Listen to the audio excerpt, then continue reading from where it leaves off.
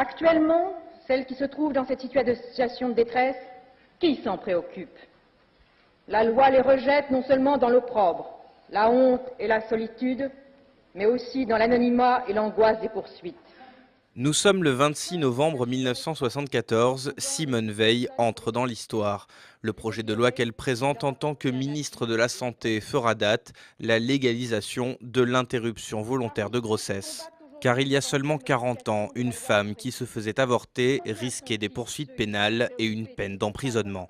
Au moment où Veil prend ce dossier, le mouvement féministe a déjà remporté la bataille de la contraception qui a été légalisée 7 ans plus tôt par la loi Neuwirth. L'avortement est la prochaine étape. En 71, un manifeste de 343 femmes déclarant avoir avorté contribue à mettre en lumière le débat. Celles qui furent appelées salopes par Charlie Hebdo accélèrent le mouvement. Il ne manque plus qu'une personnalité au pouvoir pour mener le combat législatif. En 1974, le gouvernement de Valéry Giscard d'Estaing décide de s'emparer de la question. Michel Poniatowski, ex-ministre de la Santé, désormais à l'Intérieur, fait part à Simone Veil du problème des avortements clandestins. Giscard et Chirac la chargent officiellement du dossier et la propulsent au cœur de l'attention médiatique. Je pense que la situation actuellement est une situation injuste et mauvaise.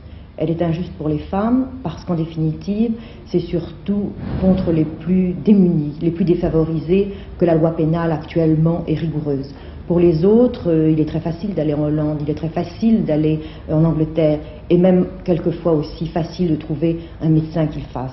Au cœur également d'une véritable tempête, les manifestations contre la loi se multiplient et les attaques se font de plus en plus virulentes.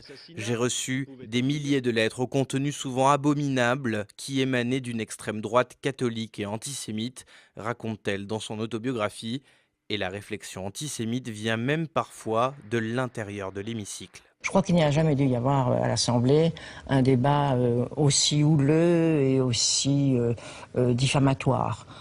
Diffamatoire parce que tout a été permis, qu'il y a même eu ensuite, il est venu s'excuser, il a dit qu'il ne savait pas, mais on m'a accusé d'envoyer les enfants à la chambre à gaz, comme les Juifs l'avaient fait. Enfin, c'était assez horrible. Simone Jacob, benjamine d'une famille juive, a connu la déportation au camp d'Auschwitz.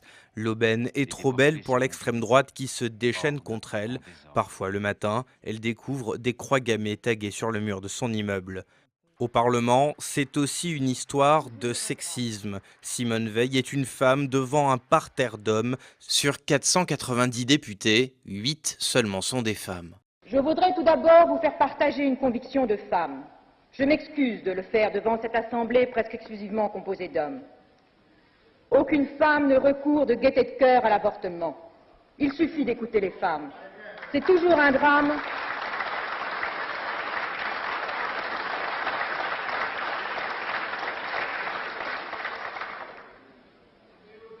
C'est toujours un drame, cela restera toujours un drame. Je crois qu'une femme avait plus de facilité pour faire comprendre la détresse des femmes, pour faire comprendre le problème, mais qu'il n'y aurait pas eu ces attaques personnelles, parce qu'il se voulait vraiment humiliante personnellement, enfin, s'attaquant à votre personne. Pour 284. Le texte est finalement voté avec les voix de la gauche et un tiers seulement des voix de la majorité. D'abord adopté pour 5 ans, il est définitivement confirmé en 1979.